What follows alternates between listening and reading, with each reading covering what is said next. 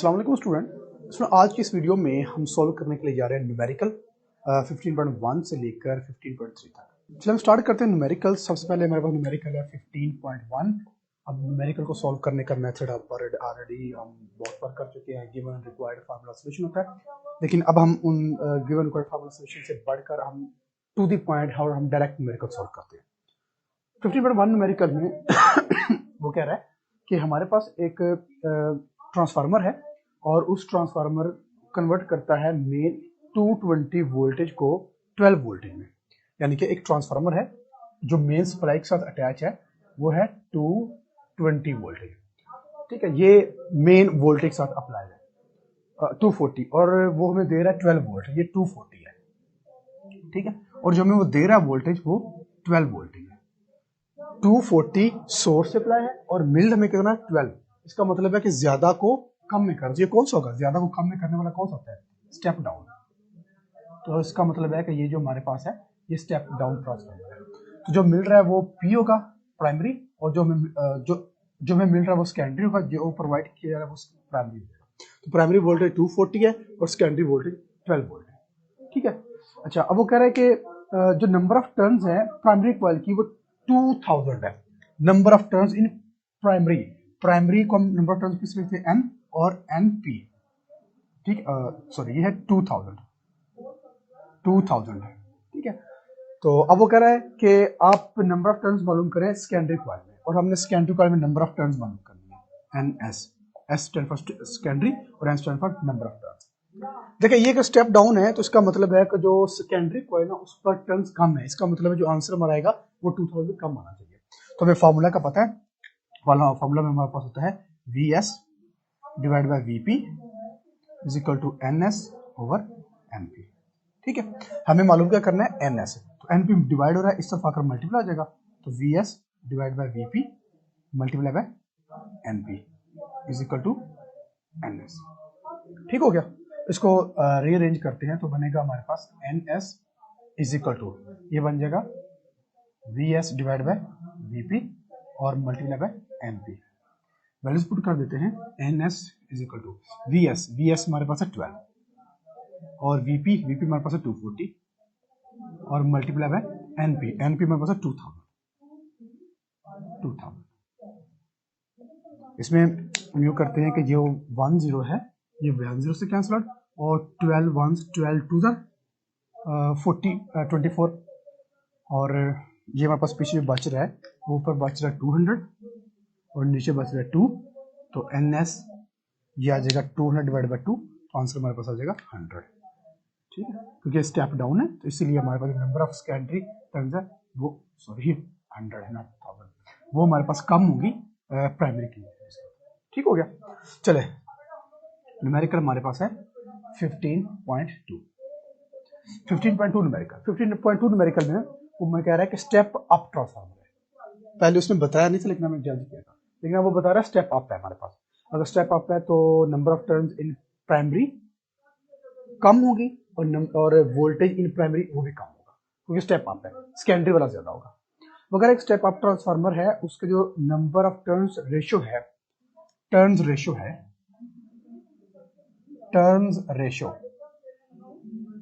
है वो है 1:100। ठीक है, टर्न्स रेशियो है 1:100। ये स्टेप अप है। स्टेप अप है, इसका मतलब है कि सेकेंडरी ज्यादा होगी। तो इसमें सेकेंडरी कौन सी होगी? 1 या 100 वाली सेकेंडरी होगी।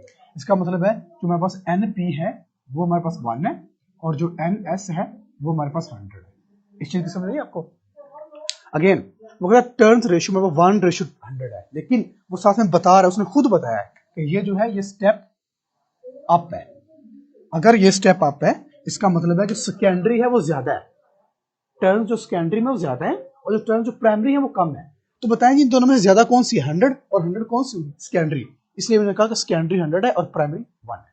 ठीक है, अच्छा, अब वो कह रहा है कि an alternative supply of 20 voltage connected to primary. वो कहता है प्राइमरी को जो वोल्टेज प्रोवाइड किया जा रहा है, वोल्टेज टू प्राइमरी वो 20 वोल्ट है।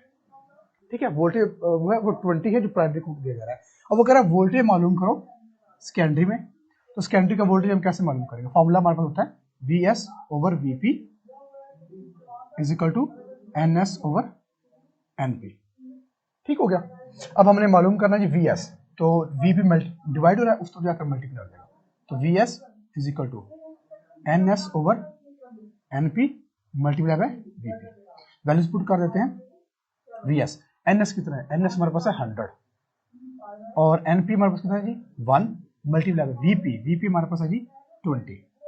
तो वी एस 1 होगा, ये बन जाएगा हमारे पास 100, ये बन जाएगा हमारे पास 2000 वोल्ट। तो हमारे पास जो सेकेंडरी में वोल्टेज प्रोड्यूस होगा 2000 वोल्ट का होगा। अब देखिए स्टेप अप है, स्टेप अप में जो सेकेंडरी का हमेशा ज्यादा होता है, तो ये सेकेंडरी वोल्टेज है 2000 है और प्राइमरी कितना 20। ठीक है, तो हमारा आंसर ठीक है इसका मतलब। 15.3 में वो कह रहा है कि एक हमारे पास ट्रांसफार्मर है और वो स्टेप डाउन है। जो तीसरा न्यूमेरिकल है इसमें खुद बता रहा है कि स्टेप डाउन है, वो खुद बता रहा है कि स्टेप डाउन ट्रांसफार्मर है। अब स्टेप डाउन है तो इसका मतलब क्या है कि जो सेकेंडरी होगी वो कम होगी और जो प्राइमरी होगी वो ज्यादा होगी। इसमें वो कह रहा है कि टर्न्स रेशियो हमारे पास है जी 101। टर्न्स रेशियो इसमें बता रहा है, वो टर्न्स रेशियो बता रहा है 100 और 1। कौन सा जी स्टेप डाउन है, तो स्टेप डाउन में प्राइमरी क्या होता है ज्यादा कम, स्टेप डाउन और प्राइमरी ज्यादा होगा, तो ज्यादा कौन सी वाली है 100। इसका मतलब जो नंबर ऑफ टर्न्स है प्राइमरी वो 100 है और जो नंबर ऑफ टर्न्स है सेकेंडरी वो 1 यानी कि कम है। ठीक है, और ये स्टेप डाउन है। अब वो कह रहे हैं कि जो करंट है प्राइमरी में वो 1 मिली एम्पेयर है। करंट जो प्राइमरी में है, प्राइमरी मतलब आई पी, वो करंट है 0.1 और 1 मिली एम्पेयर, वो 1 मिली एम्पेयर है। सबसे पहले मिली को कन्वर्ट करेंगे, मिली का पावर मिली की जगह पुट कर देंगे 10 की पावर -3 बन जाएगा एम्पेयर। ठीक हो गया। अच्छा, अब ये प्राइमरी करंट है। अब वो कहता क्या, अब वो कहता है कि आप what is the current in secondary, वो कहता है सेकेंडरी में करंट मालूम करें, सेकेंडरी में करंट मालूम करें। ठीक है, अब हमारे पास फार्मूला जो होता है वो जी होता है V S over V P is equal to N S over N P. अब ये जो फार्मूला है ये वोल्टेज और नंबर ऑफ टर्न है, लेकिन हमें क्या चाहिए करंट भी, तो हम ये वाला फार्मूला अभी अप्लाई नहीं करेंगे। हमारे पास एक और फार्मूला, इसको क्या दें फार्मूला नंबर 1। हमारे पास एक और फार्मूला होता है जो वो पावर की फॉर्म होता है, तो वो हमारे पास होता है P S is equal to P P, sorry इसको क्यों कर लेते हैं, P is equal to P S, यानी कि पावर इन प्राइमरी और पावर इन सेकेंडरी। तो पावर का फॉर्मूला हमने पढ़ा हुआ है वी आई, अगर ये पी है तो V P I P is equal to इसी तरह से वी एस और आई एस। ठीक हो गया, ये हमारे पास आ गया। अब यहां से हमने करंट मालूम करनी है, अब हमने करंट मालूम करनी है, तो हमने करंट मालूम करनी है आई एस। तो ये जो वी एस है ये मल्टीप्लाई हो रहा है, इस तरफ आकर डिवाइड हो जाएगा, तो ये बन जाएगा हमारे पास V P I P over V S is equal to I S. इसको रीअरेंज करते हैं, बनेगा I S is equal to V P I P over V S. ठीक है, वैल्यूज पुट कर देते हैं। वीपी की वैल्यू हमारे पास है वीपी की हमारे पास वैल्यू है ही नहीं। ठीक है, और हमारे पास वीएस की वैल्यू भी हमारे पास नहीं है। तो अब देखिए यहाँ पर वी एस ओवर वीपी जी किसके इक्वल है, N S over N P. इसका मतलब है कि जहां पर वी एस ओवर वीपी लिखा है इसकी जगह हम पुट कर सकते हैं N S over N P, कर सकते हैं ना। तो वापस आ जाए फार्मूला पर, इसको हम यू चेंज करते हैं, चले इसी पर आए, इसको हम चेंज कर लेते हैं I S is equal to V P over V S multiply by I P, ये फॉर्मूला था ना। इस सारे को हम उल्टा लेते हैं क्योंकि हमें चाहिए V S over V P, या फिर इसको हम यूं कर लेते हैं कि V S over V P is equal to N S over N P. तो वी पी और V S is equal to क्या आ जाएगा, इसका रिवर्स आ जाएगा, यानी कि इसको दोबारा करते हैं, ये देखिए जरा V S over V P is equal to है जी N S over N P, यही ना। हमारे पास क्या है वी पी और वी एस, यानी कि वी पी ऊपर आना चाहिए, इस सारे को रिवर्स कर देते हैं, तो बन जाएगा V P over V S is equal to क्या आ जाएगा N P over N S. ठीक है, इसका मतलब वी पी और वी एस की जगह पे हम ये पुट कर सकते हैं क्योंकि दोनों इक्वल है, तो इसकी जगह पे हम पुट कर देंगे, मैं यहाँ पर लिख देता हूँ V P over V S is equal to N P over N S. ठीक है, इसको यहाँ पर पुट करेंगे तो बनेगा I S is equal to N P over N S multiply by I. ये हमने किया क्यों है, हम वोल्टेज को नंबर ऑफ टर्न से क्यों रिप्लेस कर रहे हैं, क्योंकि हमारे डाटा के अंदर वोल्टेज गिवन नहीं है, हमारे डाटा में करंट और टर्न्स गिवन है, इसीलिए हमने इसको रिप्लेस किया।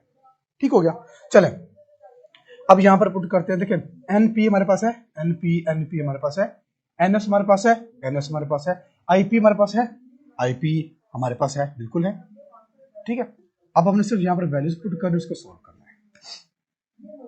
आई S is equal to NP, NP कितना है हमारे पास, एनपी हमारे पास है 100 डिवाइड बाय एनएस, एनएस हमारे पास है जी 1 divide by 1 multiply by IP, IP हमारे पास है दिस वन, तो 1 क्रॉस 10 की पावर -3, तो आई एस ये 1 है तो ये 1 ही रहेगा, तो हमारे पास 1 देगा 100 है, तो इसको हम यू कर सकते हैं 10 की पावर 2 लिख सकते हैं 100 को, और मल्टीप्लाई बाय 1 और मल्टीप्लाई 10 की पावर -3, इसको हम यू कर सकते हैं 1 क्रॉस 10 की पावर -3 और +2।